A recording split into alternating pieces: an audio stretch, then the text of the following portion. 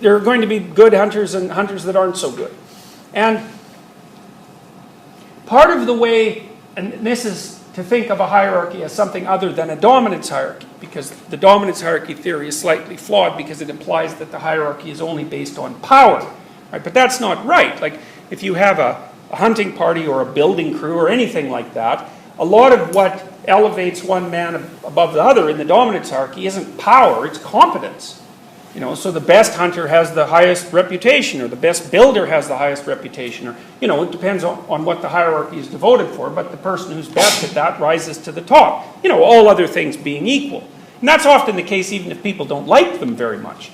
You know, we've done investigations into corporate structures where someone will be approved by a relatively large majority of the people who work for the company because they're hyper competent, but no one really likes them. You know, and so you can't really think of that as you know, either a popularity contest or something that's based on power. And I think that a decent hierarchy is almost never based on power. It's based on competence. Now, those two things get tangled up. But, well, so then you think one of the things that's going to make people prone to being successful is to feel some responsibility in relationship to their capacity to attain a goal in a group situation. And I think that's partly the origin of both conscientiousness and guilt and shame. We don't know why people are industrious. We can't figure it out. I have a sneaking suspicion. I told you that maybe part of it is that they want to win within a defined framework, and that might be associated with hypergamy. Now, one of the things you see is that there is a gender difference between men and women in relationship to conscientiousness. Not conscientiousness overall, but women are more orderly than men, and men are more industrious than women. And that kind of goes along with the hypergamy. So you remember, hypergamy is this tendency that I described already. That it's the case in among many types of creature. So there might be that as a motivation, although I don't think that you can simply say that men think that if they get successful, they're going to have more luck with women, although that's certainly a conscious realization on the part of many men. I think it's such a deep phenomena, though, that it's more like it's built into the motivational system a priori, you know. So, anyways, so that would go on the masculine independence front, but we still haven't been able to manipulate that to any great degree.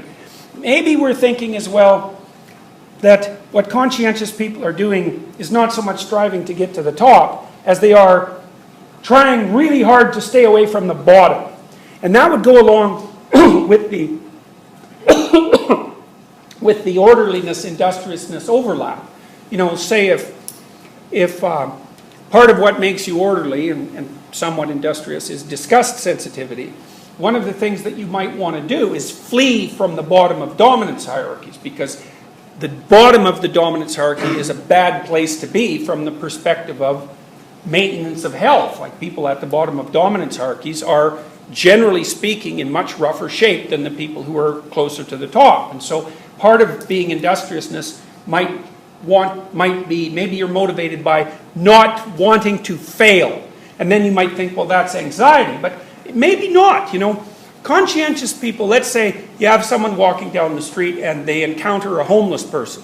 Okay, is a conscientious person more or less likely to give the conscientious person money? Or give the homeless person, to give the homeless person money? What do you think? No, that's right. No, agreeable person. They'll give the person money. The conscientious person, especially the one that's sort of hyper-orderly, or say, get a job. And they do that because conscientious people are also more judgmental. And that goes along with the hierarchical attitude, I think. They generally run on the principle that being higher up in the hierarchy is better, and that there's something wrong with you from a moral perspective if you happen to be, among the failures. And so one possibility is that part of the reason that conscientious people, industrious people are that way is because they judge themselves quite harshly. And they really do not want to fail. But it's not because they're anxious. It's because they're disgusted, self-disgusted by the possibility that they might count among the failures. And so that grounds it in an entirely different motivational system. You know, as soon as you produce a value structure, you produce a hierarchy because people compete towards fulfilling the, you know, they compete towards the end game, and that'll immediately produce a hierarchy of accomplishment, let's say. And then you might say, well, why would men be particularly motivated to do that? And the answer seems to be because of hypergamy. And hypergamy is the tendency of women to make across or up dominance hierarchies. So the males compete with one another, and they want to because they want to win. And part of the consequence of winning is that they have much more success with women, and that's a primary motivator. So that's interesting because it provides a rationale for supporting a relatively structured hierarchy that has nothing to do with you know, having to deal with the negative consequences of not having a stable worldview. It's more, and you know, there's another thing to think about too here with regards to hierarchies. It's like, if you have an ideal, you immediately have a hierarchy. So if you, because of course, let's say that you have a bunch of children in gymnasium and you say, well, let's do somersaults to the other side of the wall. You know, there's an implication there, and the implication is that you can be better or worse at it. And so the kids will immediately compete, especially the boys, will immediately compete to roll to the other side of the wall as fast as they possibly can. And so if you wanted to get rid of hierarchy, you'd have to get rid of values, and that seems like a really stupid thing to do to me, you know, because without values you have no positive motivation, because you feel almost all your positive motivation in relationship to a goal, right? Because it's not attainment of the goal that makes people happy, generally speaking. It's observation of the fact that their efforts are contributing to them moving towards a valued goal. Of course, if you're conscientious, over time, your field of opportunities opens up from an employment perspective, plus your income increases and you've stabilized the environment around you, and so there's less uncertainty in it and more security. And so, you know, it could easily be that conscientiousness has its effect on neuroticism by stabilizing the environment, taking the uncertainty out of it, and then making people not so much really less, like lower in neuroticism, but just less likely to be anxious and in emotional pain in general. If you have a client who's unconscientious, you've got a real problem because the person won't do anything that they say they're going to do. And so, you know, generally speaking, especially for behavioral therapy, what happens is that someone will come in with a problem and you discuss an array of potential solutions. And, you know, an intelligent person could do that better than an unintelligent person. And then you decide which of those potential solutions might be implemented.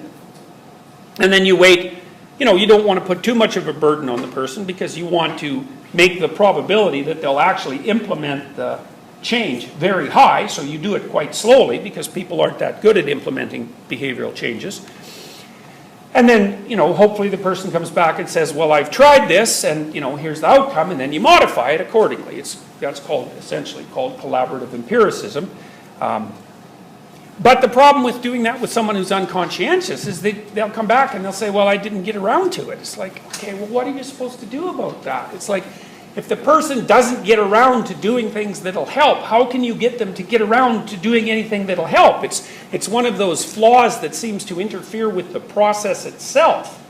You know, now, I could say, well, maybe you could make the person enthusiastic about it and they'd be driven by enthusiasm, which is more of a positive emotion, or maybe you could terrify them half to death by the negative consequences of not doing it, which is also useful, or maybe they're agreeable and so they'd be willing to do it for someone else. Like there's other places, or if they're open, you can think of a creative way to do it. There's other places you can get leverage.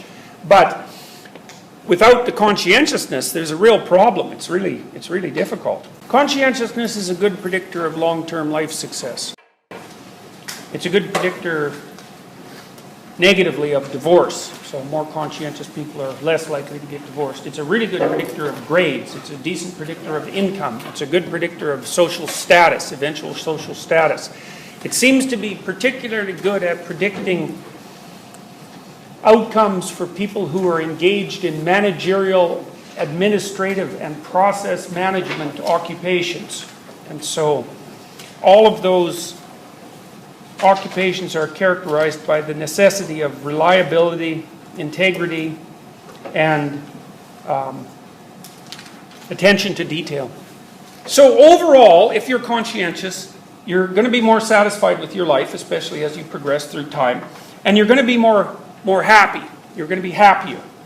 Which is funny because, of course, happiness is basically extroversion, so you might ask, what does that have to do with conscientiousness? But what it seems to happen is that because you're conscientious across time, your life actually stabilizes and gets better.